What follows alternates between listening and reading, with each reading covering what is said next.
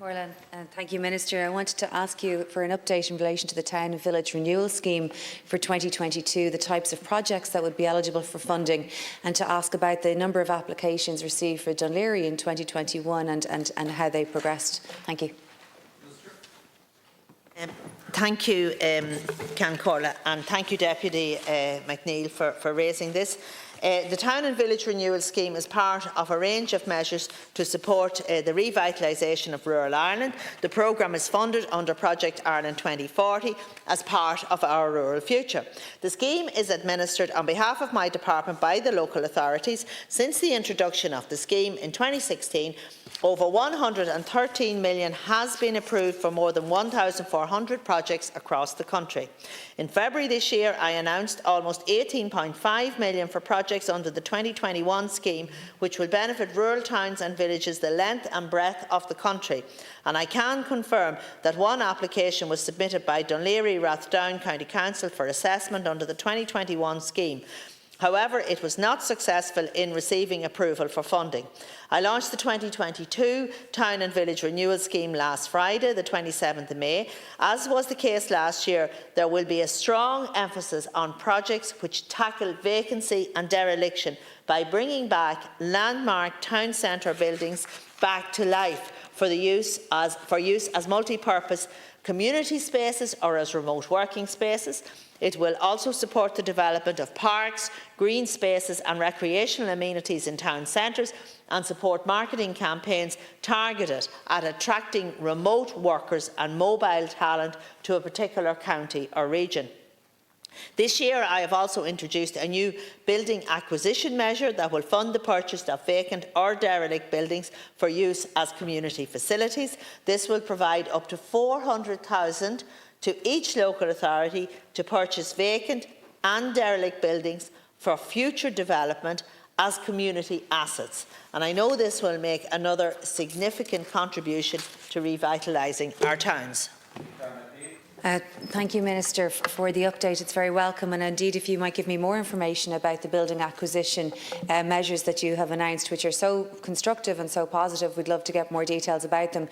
In Dún Laoghaire, for example, I know it seems like it's a Dublin town, but it's very much a community town with quite a lot of vacancy, with quite a lot of dereliction, and we have, just as much there. We're trying to develop through digital Dún Laoghaire and with the council the opportunity for remote working to try to keep the pressure off public transport, people going into the city centre, to have a better quality of life, but crucially to rejuvenate one of Ireland's oldest towns. We have 160 shop fronts all the way along the main street, and so many of those are vacant either at ground level or above the shop level, and there are significant opportunities through the building acquisition measure for the council to acquire some of those and turn them into either remote working or community activity centres and to regenerate the footfall on the main street in Dún Laoghaire, which is very badly needed. So if you could give us more information about the building acquisition measure. Thank you, John Corlin. As with respect to vacant properties, and I agree with her fully and support her in what she's doing, the policy does mention the judicious use of CPOs, compulsory purchase orders, and could she say something about that as to whether or not it's possible to actually acquire property in that manner if the owner doesn't want to sell it and if it's standing there more or less derelict and out of use? Is that something that she's actively pursuing in her department? Thank you. Thank you. Well, just to reply to Deputy Staunton, the CPOs are a matter for the local authority, and it will be up to them whether they decide to CPO a property or not. But what I can do is we'll give them the money. They'll have to go through the procedure. They can acquire it. And as I said, and just for Deputy Carroll MacNeill, the buildings acquisition measure is a new stream within Town and Village Renewal, and it will provide up to 400,000 to each local authority to purchase vacant and derelict buildings in rural towns and villages for development as community assets. And that was something that we committed to in our rural future. Is our 5-year strategy.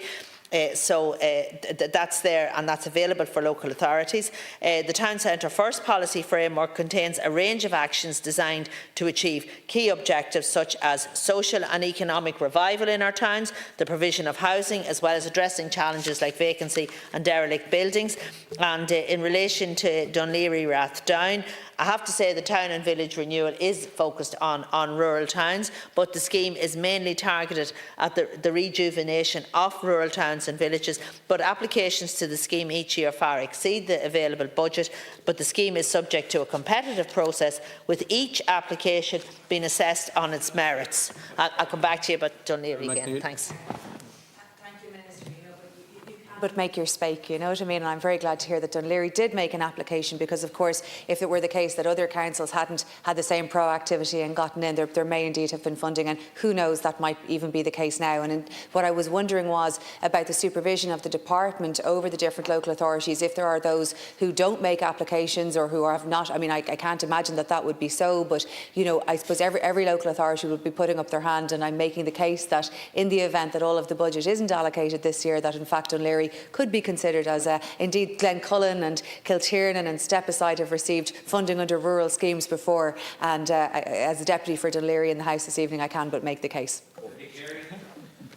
Thanks very much, Count Corley. I just want to ask you, Minister, in relation to a new fund that you announced last week in relation to turning dilapidated, run-down buildings, landmark buildings in some cases, into community assets.